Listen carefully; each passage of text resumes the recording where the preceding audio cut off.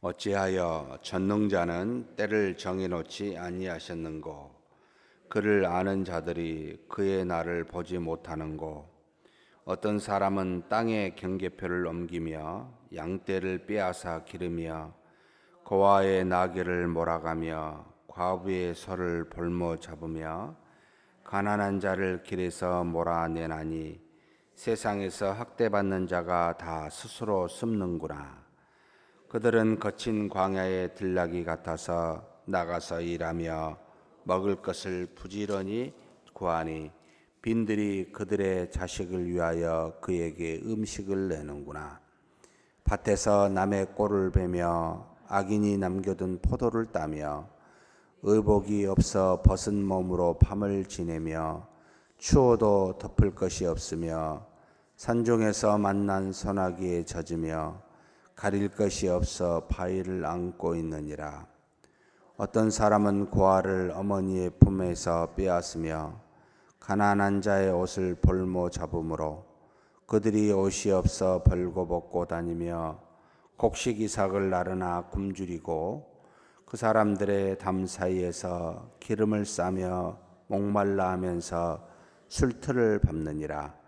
성중에서 죽어가는 사람들이 신음하며 상한 자가 부르짖으나 하나님이 그들의 참상을 보지 아니하시느니라. 또 광명을 배반하는 사람들은 이러하니 그들은 그 도리를 알지 못하며 그 길에 머물지 아니하는 자라.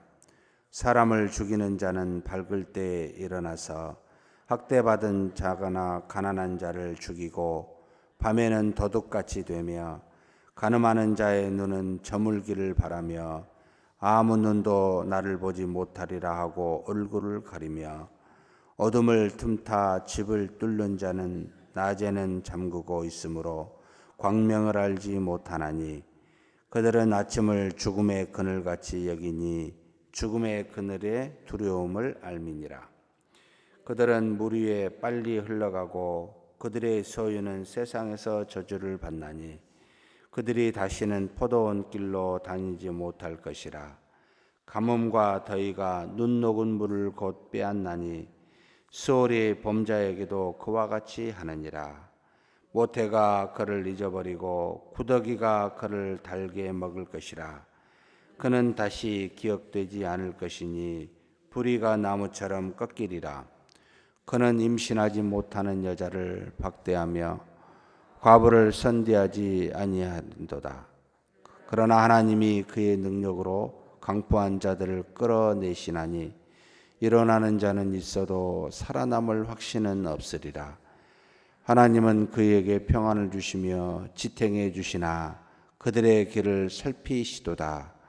그들은 잠깐 동안 높아졌다가 천대를 받을 것이며 잘려 모아진 곡식 이삭처럼 되리라.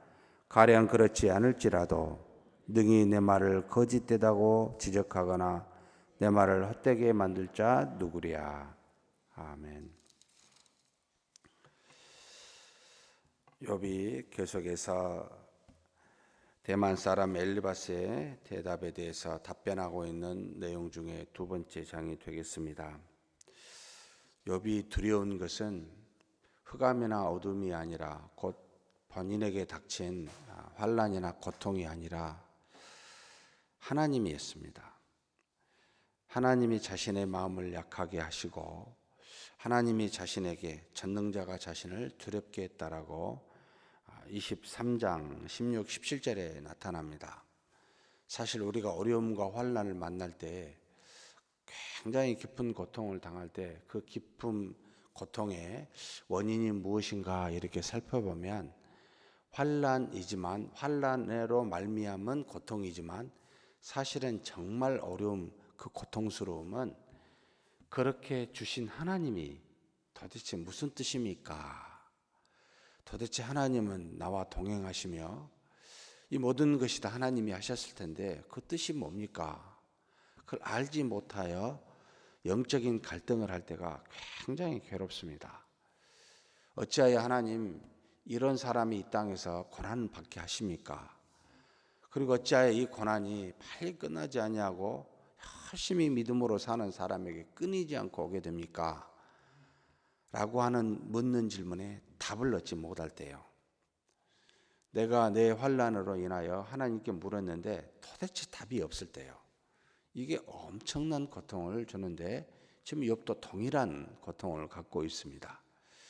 우리가 이 땅에 살면서 사실 알죠. 모든 고난과 역경은 그리고 오기도 하고 가기도 하고 화도 마찬가지고 복도 마찬가지입니다만 이렇게 저렇게 수없이 우리에게 왔다 갔다 하는 것을 어느 정도 인생을 살다 보면 아는데 원인이 무엇인지 하나님의 뜻이 무엇인지 내가 이럴 때 어떻게 해야 되는지 모를 때 참 그게 우리를 답답하게 하고 힘들게 합니다.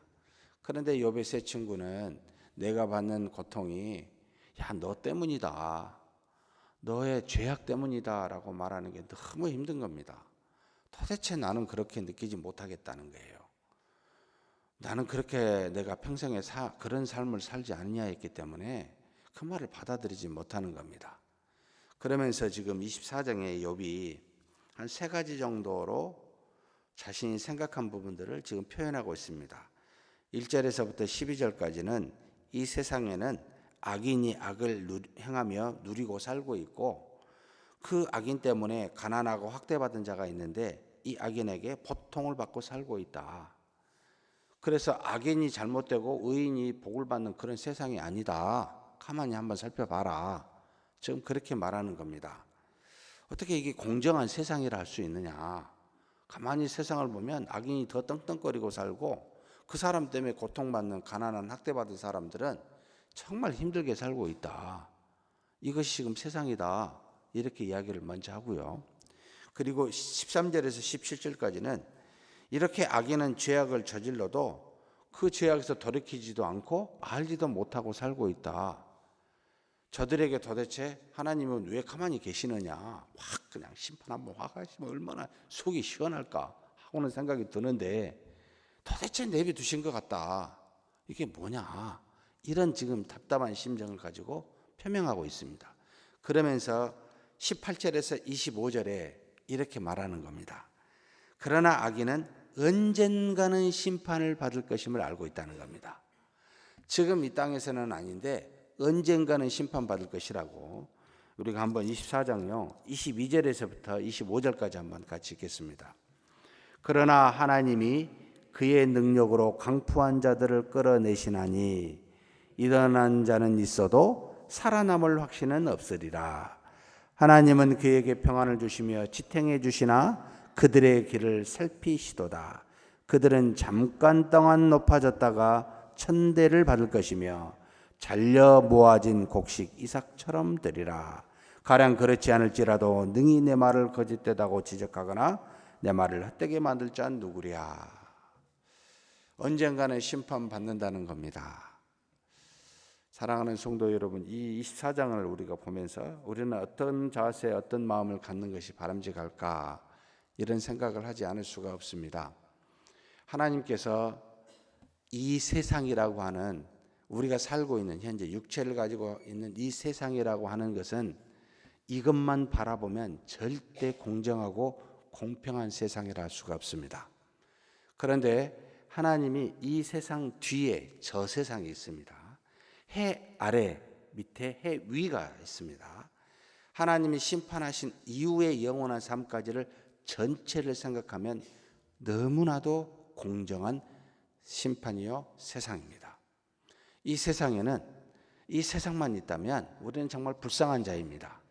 세상에 있는 어떤 것도 누리지 아니하고 모든 것을 포기하고 하나님의 뜻을 따라 하나님이 주신 사랑이라고 하는 자신을 세크리파이스하는 헌신하는 그런 삶을 살기에 이 세상에서 누릴 만한 것이 없습니다.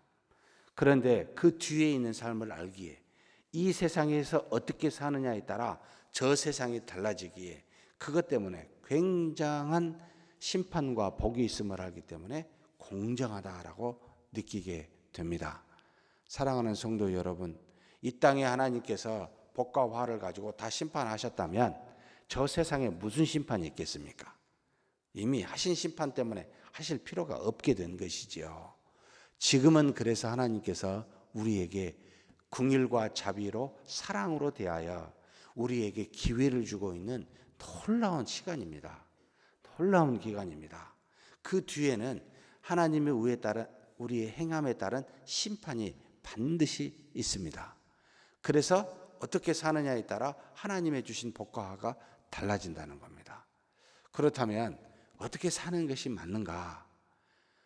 제가 자주 쓰는 예화 중에 하나입니다만, 여러분, 우리가 어디를 놀러 갔어요. 해외를 갔든 국내에 갔든 잠깐 머무르는 숙소에다가 혹시 자기 전 재산을 투자해서 그 머물고 있는 호텔이든 무슨 B&B든 상관없이 그 머무르는 곳에 전 재산을 투자해서 혹시 치장하시는 분 계십니까?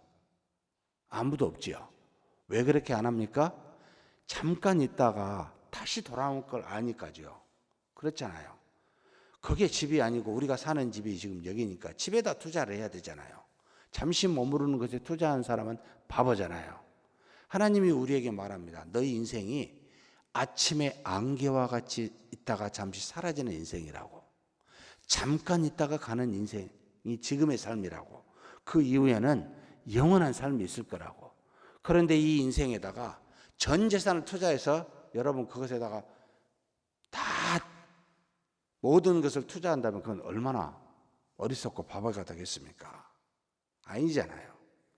그러면 믿음이란 이 세상만 갖고 생각하는 게 아니라 영원한 나라를 생각하고 그것까지도 생각하면서 오늘을, 이 땅의 삶을 사는 것이 지혜롭지 않습니까?